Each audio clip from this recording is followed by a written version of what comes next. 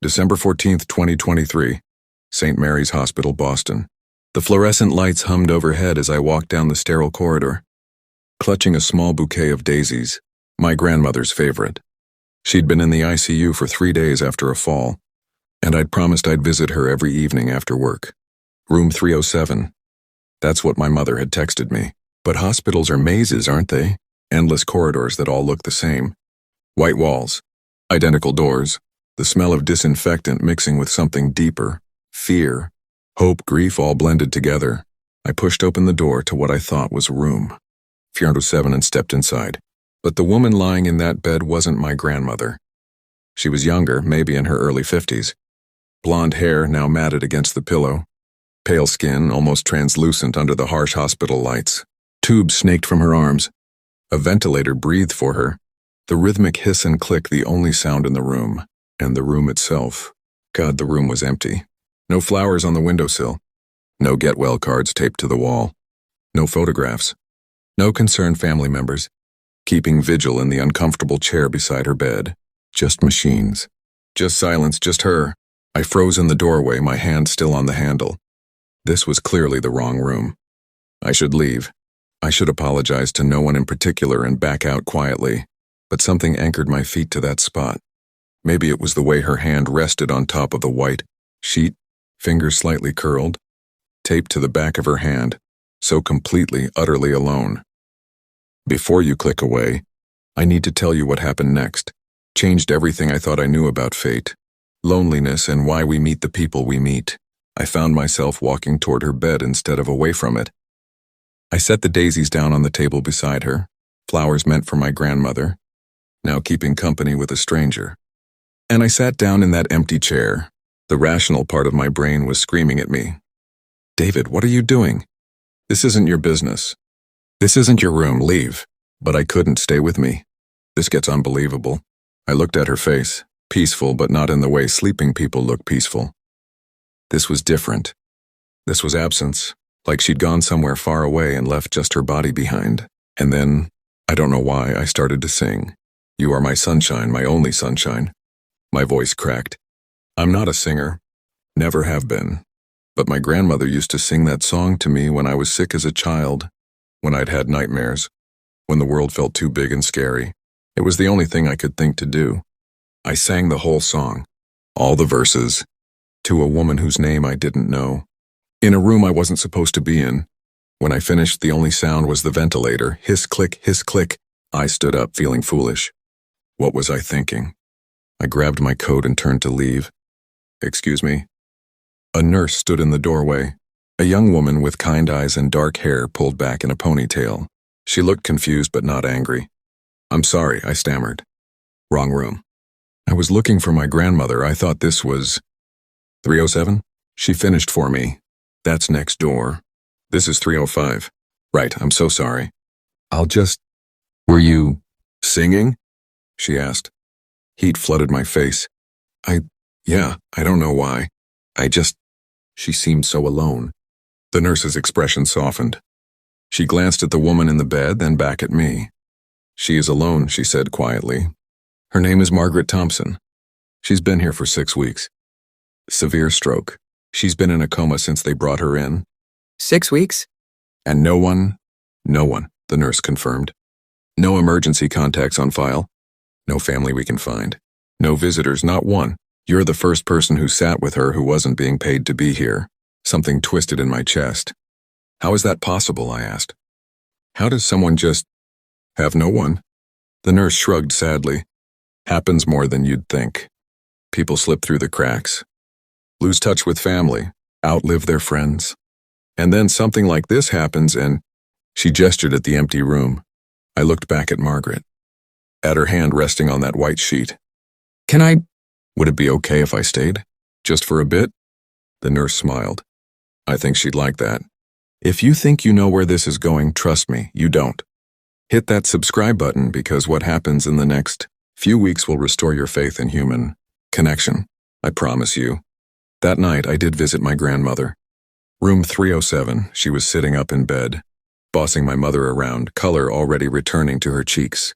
She'd be fine. She'd be home in a few days. But I couldn't stop thinking about the woman next door. The next evening, I came back to the hospital, but I didn't go to room 307. I went to 305. Margaret was exactly as I'd left her. Same position, same machines breathing for her, same devastating emptiness. I sat down in the chair and I sang to her again. This became my routine. Every single day after work, I'd drive to St. Mary's Hospital. I'd wave to the nurses at the station. They started recognizing me by the third day, and I'd sit with Margaret. Sometimes I sang old hymns my grandmother taught me, Beatles songs, Simon and Garfunkel. Once I even sang Happy Birthday, because I'd found out from her chart that she'd turned 52, while in that coma. 52 years old and no one had sung to her. Other times I just talked. I told her about my life, about my job as a high school English teacher, about my ex-wife Sarah, and how our marriage had crumbled not in some dramatic explosion, but in a slow, quiet erosion of two people who stopped trying, about my two kids, Emma and Jake, who I saw every other weekend but who felt like strangers now. I told her about the loneliness, the kind that sits in your chest even when you're in a room full of people. I know you probably can't hear me, I said one night about 2 weeks in. But I need you to know something, Margaret. You're not alone anymore. Even if you can't feel it, even if you don't know I'm here, you're not alone. The nurses started leaving me alone. They'd peek in, smile, and move on. One of them, Carla, the one who'd first found me singing, told me that Margaret's vitals seemed more stable when I was there. Heart rate a little stronger, blood pressure a little better. Maybe she knows, Carla said. Maybe somehow she knows she's not alone anymore. I wanted to believe that. Christmas came and went. I spent it with my kids. But I visited Margaret on Christmas Eve. I brought a small string of lights and hung them around her window. I read her A Christmas Carol, the whole thing, all in one sitting. My voice was hoarse by the end. Merry Christmas, Margaret, I whispered before I left. New Year's Eve, I was there at midnight. The hospital was quiet. Somewhere down the hall, someone was watching the ball drop on TV. I could hear distant cheering. I held Margaret's hand, something I'd started doing in the third week. Her skin was warm, alive, but still she didn't move, didn't respond. New Year, Margaret, I said. 2024, maybe this is your year.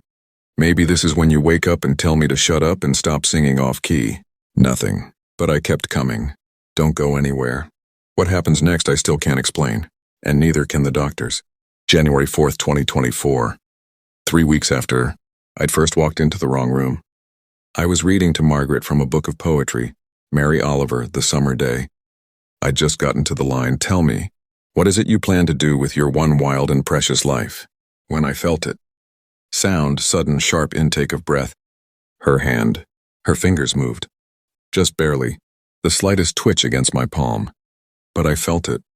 My heart stopped. Margaret? I leaned forward, gripping her hand tighter. Margaret, can you hear me? Another twitch. Stronger this time, and then her eyelids fluttered. I hit the call button so hard I nearly broke it. Nurse! Nurse! Carla burst through the door, followed by 2 other nurses and then a doctor. They swarmed around Margaret's bed, checking monitors, shining lights in her eyes, calling her name. I backed away, my hand over my mouth, watching. And then, God, I'll never forget this. Margaret's eyes opened. Just slits at first, confused, unfocused, but open. The next 48 hours were a blur of tests, and doctors and specialists all using words like remarkable and unprecedented. And we can't explain this. Margaret's recovery was slow. By the end of that week, they'd removed the ventilator. She could breathe on her own. Her eyes tracked movement, And on January 10th, 6 days after she'd first woken up, she spoke. I was sitting with her, reading the newspaper out loud, something about a snowstorm coming. When I heard it, you. Her voice was barely a whisper, hoarse from weeks of intubation, but it was there. I dropped the newspaper. Margaret? Her eyes found mine, blue eyes, clear now, focused. You kept singing. Tears blurred my vision. You could hear me? She nodded. Just barely. A single tear rolled down her cheek. All of it? Over the next few weeks, as Margaret grew stronger, she told me her story. She'd been alone for a long time. Her husband, Robert, had died in a car accident 20 years ago. They'd never had children. Her only sibling, a sister, had passed from cancer 5 years back. She'd worked as a librarian, quiet work with quiet people, and when she retired, the silence became total. "I just disappeared," she said one afternoon. We were in the hospital garden. She'd graduated to a wheelchair.